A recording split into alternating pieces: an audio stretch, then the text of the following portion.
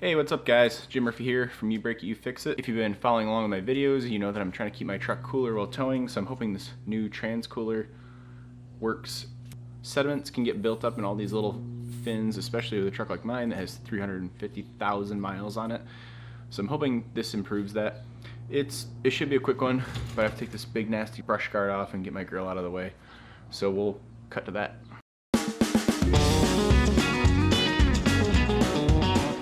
Alright, we're getting down to the nitty gritty now. Now we have access to the trans cooler. You can see right here. This is a pretty easy install if you're not from the Northeast like I am and you have to break rusty bolts off and stuff. But it's actually just two 10mm studs. If you watch my video where I swapped a radiator in the same truck, it's actually the exact same type of fastener. There's just like a little locking ring in there that you shouldn't lose, and then the hose slips right out. It's really easy. So let's get into it. Alright, this is the best close-up I can give you of this. I'm actually working through the camera. So pull your plastic cover back gently, especially if your truck's as old as I am. This plastic's gonna be brittle. It's the retainer for that little metal clip we're talking about.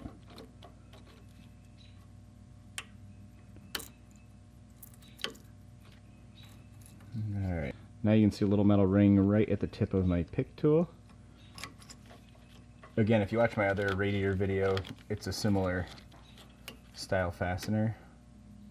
I would leave the trans cooler bolted in while you're taking these out. It gives you more leverage on these hoses. Save that clip, do not lose it.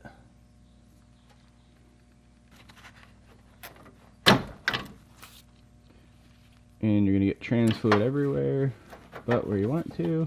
I don't even know why I'm trying to make this clean. I know it's gonna get everywhere.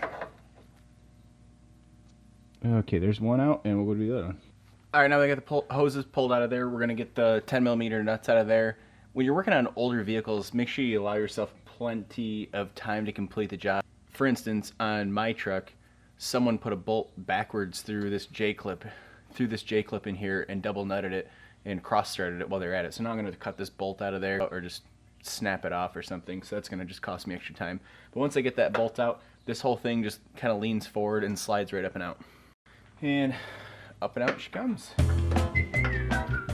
see if I can impress everybody on the internet by getting this out in one shot. Should probably remove this bracket, but I really don't want to. If you're not good at the shapes game, you're not going to be good at this. I'm getting it. I did it! Alright, now we're going in with the new one. Just be really careful putting it in. I did the Tetris shuffle on mine to get the old one out, but now I'm kind of worried about getting the new one in without banging it up, so just take your time, be careful, and make sure you get the rubber grommets seated in the core support where they need to go, and that's all you have to worry about. Ha! Mine's in. Is yours in? I didn't think so. Alright, I got my new cooler's bolted in. I can't believe someone would put a bolt through the back side of this. It's so much harder. It would seem obvious that it is a pain to do, but people are idiots.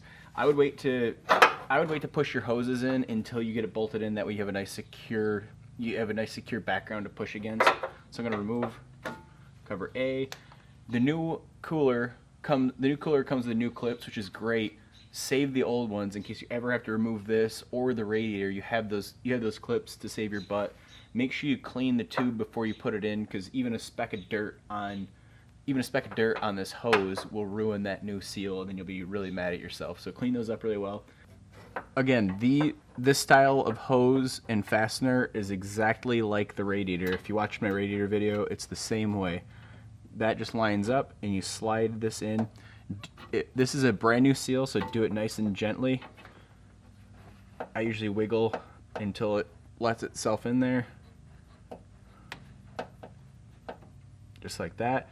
Now you need to push until that clip blocks the hose. It can be really tough and rigid, especially with a new seal. There it goes, and it's in. So now I'll repeat the same thing for the other side.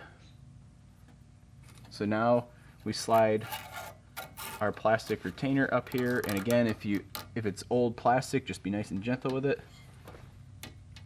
And that's it. The new cooler's in. Make sure you top off your transmission fluid. I would recommend, if you're doing this cooler, go ahead and do the radiator, because you're probably doing it for the same reason, and that's what I'm doing.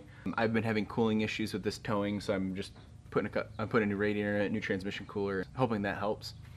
top off your transmission fluid. I would cycle the transmission with the grill and everything off. That way you can see if this is leaking. You don't want to get it all back together and then realize you have a leak and then you have to take it all back apart to fix it. Ask me how I know. If you're wondering, a lot of people are probably wondering why I'm not doing the performance one if I'm having an overheating issue, like the really tall stacked ones. I consulted one of my friends who's a diesel performance expert. Shout out to Brandon. Thank you, Brandon. This is just an old truck. It has a lot of miles on it. That's it. I don't have any performance stuff done to the transmission, nothing like that. So, you know, this worked great from the factory, and it's worked for many people from the factory. So I'm just gonna put the new factory one, and that's it. Plus, it's, you know, less than half the price of one of those fancy performance ones, and I really don't need it. I'm gonna end this video right there. Thanks again for watching, guys. I really appreciate it. If you're new to the channel, please like and subscribe. Hit me up down in the comments, and I'll see you next time on You Break, You Fix It. This. That was a ghost. Mine's in. Is yours in? Yours? Mine's in. Is yours in?